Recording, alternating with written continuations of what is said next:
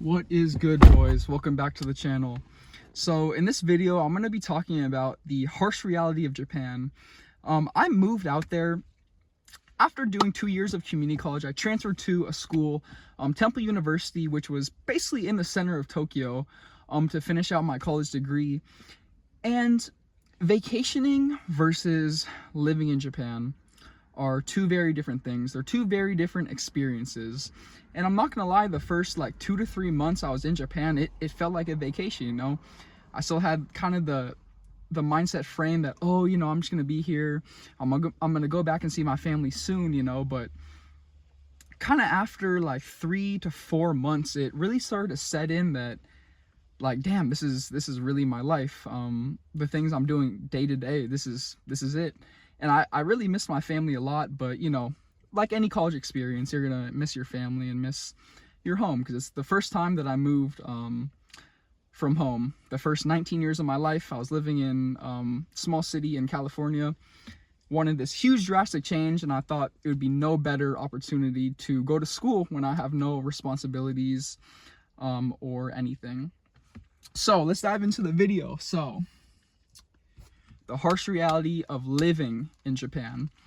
So when I first moved to Japan, I moved into a dorm, which was about a 50-minute commute away from the school, which was definitely not ideal. But Tokyo is so crowded and so packed that that's literally the closest building and the closest facility that they had to dorm students. So I was there for about 6 months, and then I realized that I wanted to move closer to the school, which was like 2 stops away from Shibuya, if you guys have ever been to Japan. And it took me like 8 months to find an apartment, something crazy, right? Because I was basically applying against these Japanese citizens, and the realtors, right, or the people who own the guarantor companies. They look at the 2 participants and they're like, all right, would they rather have a foreign college student or a trusted Japanese citizen? So of course they're going to choose the trusted Japanese citizen. It took me a while to find an apartment. I ended up finding an apartment really close to the school, like 15-minute walk, which was great. And you know, I talked about this in my previous video, but like I said, the first like 10 weeks I was in Japan, hitting the club every weekend, drinking every weekend. Thank God I didn't like tap into the weed market yet, because I was smoking like so much before I came to Japan in community college. And honestly, going out to Japan, I was like, yeah, this will be a perfect opportunity for me to stop smoking weed, because it's super illegal out there. Funny story, actually, one of my friends got caught with a bong and like 3 grams at his apartment, had to do like 29 days in jail, had to hire a lawyer and everything. That's besides the point. But yeah, I really was looking forward to this opportunity to stop smoking. Unfortunately, apparently wherever you are in the world, you can always get it. And soon enough, I found a source to get it from, and it's really expensive. It was $45 for a gram, and then like $180 or like 22,000 yen for a cart. And this was like terrible, because I came to Japan with a lot of money, right? Like I worked at all money that I made. I worked at a grocery store for a year, and then I worked at a Japanese restaurant actually for like a year as well. So I'm gonna be totally transparent with you guys. I mean, I saved up maybe like $34,000, spent all that shit on clothes, drugs, tattoos, and I mean, I want to say weed, but yeah, that's the drugs too. And it was really bad, bro. It was really bad. And if I'm being so real and so honest with myself, I was not ready to live on my own. I literally just succumbed to all these different vices, and actually just fell into the like Japan nightlife, you know, going out to the clubs, talking to random girls, having random hookups, meaningless hookups, you know, and sucked into that cycle. Japan is so beautiful, the food is so amazing, and I made so many good friends out there. And I'm so thankful that I had this experience, because I wouldn't be in the position I am right now if it weren't for Japan, if it weren't for me going to Japan and dealing with everything I had to deal with there. I was a communication major at Temple, so I had about 2 years and a semester left to finish school. So I was just, you know, communication major. I'm not gonna lie, it was super easy. like high school was even easier than the degree that I was finishing up at Temple. I just really wanted the experience of moving, you know, to a completely different place, having a completely different scenery. Just to see, you know, when you travel, you just get to see how differently people live from you. I mean, it really just broadens like your perspective on life and on the world. And again, so thankful for this opportunity, but it was hard, and I definitely wasn't ready mentally, you know, for this dramatic change. It all started to go downhill when I moved into my apartment, because think about it, I'm halfway across the world. I have all the freedom I could possibly ask for. My parents are halfway across the world. My brother's halfway across the world. I'm literally the only person holding myself accountable. And I failed. I'm not gonna lie, I failed. I was still drinking. I was still smoking. Even though I knew it was wrong, even though I knew it was illegal.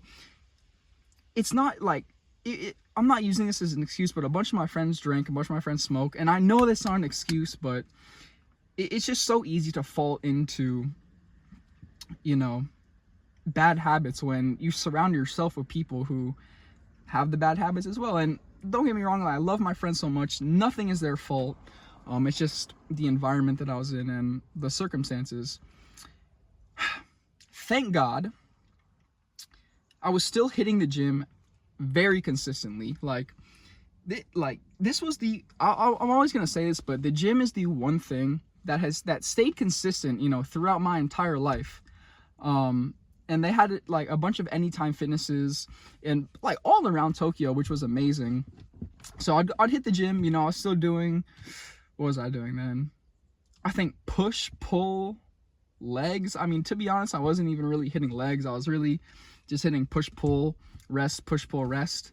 I do hit legs now. I've started hitting legs like very consistently maybe a year ago. But yeah, the gym was the one thing that stayed consistent with me. I was still hitting the gym, still eating protein. The food out there is so delicious. It's so like clean too, so it's really easy to cut. I was on a bulk. I think I was about 155 when I got to Japan. I was trying to bulk up to 180 and then cut back down to like 160.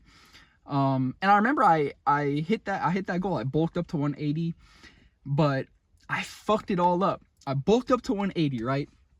And I'm sitting at 180. I'm sitting at literally my goal weight. And all I have to do at this point, all I have to do is enter a caloric deficit, stick to that deficit, and slowly cut. But what did I do? I started getting fucking tatted. Which, you know, I love my tattoos. I don't regret getting the tattoos, but it's just the timing of them. When you get tatted, you need to let them heal. So I took a bunch of time off from the gym, like months off from the gym, when I should have just been consistently training and cutting. And I was still like trying to cut technically, so I was still eating in a caloric deficit, like less food. So basically I was just losing muscle at this point. I was getting tatted. Like this arm was probably maybe like 5 or 6 sessions, I think. So it was months and months, like month sections where I was taking off time from the gym, just losing muscle. And I think I got down to like I got back down actually to like 155, but I lost all of the muscle that I was working so hard to get when I was bulking. And I remember I just like, you know, I was getting tatted, so I was like, wow, like, you know, I look so cool, all this shit. But it also really started to fuck with my identity, because okay, I'm half Japanese, right? And like I said, the harsh reality of Japan, they're not super welcoming to foreigners. I had no problem, you know, because I look somewhat Asian, but I know some of my friends have had problems getting randomly stopped by the police and searched on the streets. People giving them weird looks, you know, just some, not really racist, but borderline racism, you know. So when I started getting tatted, I literally, and like I'm bulked up, tatted as fuck, I literally stick out like a sore thumb. So it's really fucking with my identity. I'm really thinking like, damn, like I don't fit in at all, you know, like everywhere I go, people are looking at me. But in the end, I finally became so comfortable like in my own skin that I could literally go anywhere in the world right now and just be myself, like be comfortable in my own skin, because I was put in such a, I don't know, just it felt like such a claustrophobic space to be in. And I know some of my other friends have dealt with this, and we've talked about it before. But yeah, so basically lost basically all my muscle, basically cut down back down to like 155. And at this point I was like, man, I need to lock the fuck back in. So this was when, you know, this is when I really started to take the gym like super seriously. And this is when like basically my whole mindset changed, right? Like I quit alcohol. I quit alcohol and I quit going to the club. What I did not quit was smoking. What I did not quit was watching pornography. And what I did not quit was smoking cigarettes.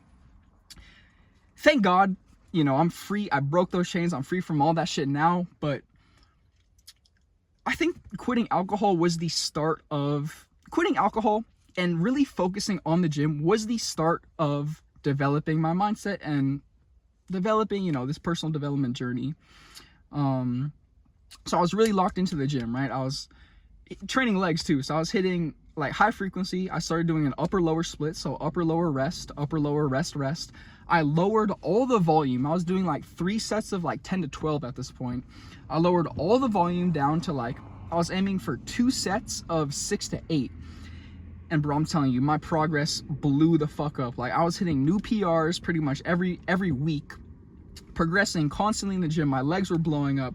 I just felt like, I felt like I was regaining control of my life again. But I was still smoking. I was still falling into these vices. And I think that I felt very satisfied and content because I quit drinking, you know, and that was such a big milestone for me that I thought, oh, I quit drinking, you know, it's okay for me to still smoke. It's okay for me to still stay up till 2 a.m. on my phone. Just, you know, yeah, I'm not going to get into it, but it was bad, bro. And yeah, so I was really locking in, and, you know, I was still going out with my friends at this point. I was still going out to the bars, still going out to the clubs. I just wouldn't drink. And I don't know, at one point I was in the club and I was completely sober on like the main dance floor with all these just like sweaty, nasty people around me. And I'll never forget, I just looked around and I'm like, wow, like I was really one of these people. Like having that sober view of the club from an outside perspective, I was absolutely disgusted with what I saw. And I was like, if this is the competition, I'm gonna work harder than ever to outwork every single person so I can make my dreams come true. And yeah, so that last like 6 months to like a year, I was in Japan. I was super locked in with the gym, you know, eating enough protein, bulking. I wasn't really bulking, but I was kind of main gaining, so I wasn't getting too much fat. I was still like pretty lean, but still putting on a decent amount of muscle, hitting new PRs, everything. Graduated college.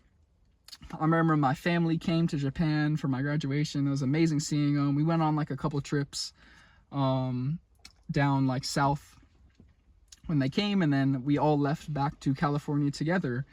And I've been back in California for about like 3 months now, and bro, everything is on point. Like life has literally felt so frictionless lately. I'm on track with my diet. I'm hitting the gym consistently. I quit watching porn. I quit drinking alcohol. I quit smoking weed, and I'm waking up at 5:30 every morning. And it's simply because I know the version of myself, the man that I want to become, the man that's making $100,000 a month, the man that's driving a fucking Lamborghini or a McLaren Senna or whatever the fuck I want to drive. I have to do the things that that man is doing on a daily basis, and then life will give me these things. And once life gives me these things, it's literally just materialistic shit. Like everything's gonna stay the same. It's just showing up, putting in the work every single day, and staying consistent. And I'm so happy that I had this experience, you know, in Japan, because I wouldn't be where I am today without that experience, right? Like, who knows? And if you don't really know what you want in life, you don't have goals, you're kind of, you know, I don't know, you're kind of feeling down. I'm telling y'all, like, everything happens for a reason. And if you really want something in life, you will fucking get it. If you really want something in life, you will do what needs to be done to get that shit. And I've literally just started taking my personal development journey, like, seriously. And like, basically the point of this YouTube and the point of my Instagram account is just to document every single day. I'm waking up at 5:30 every single morning. I'm documenting it on my Instagram, on my stories, talking about the struggles. And I'm going to keep everything so transparent with you guys. Like, that's the goal of these videos, because I'm creating videos for myself to look back on and just see how far I've come, right? And I hope you guys join me in this journey of personal development, because, bro, living life on that high frequency is so fulfilling. Like, I finally feel like I'm living life. I have that excitement that you get as a child. Like, and it's just beautiful. It's just beautiful. The journey of personal development is so beautiful because everybody starts at a different spot, and we're all gonna fucking make it. You just have to want it. You just have to stay disciplined, and you just have to work for it. Let's fucking get it. Let's crush it. Leave a comment. Like, DM me on Instagram if you have any questions. Leave a comment. I'm responding to all comments. I'll respond to all DMs. I love you guys, and let's crush it.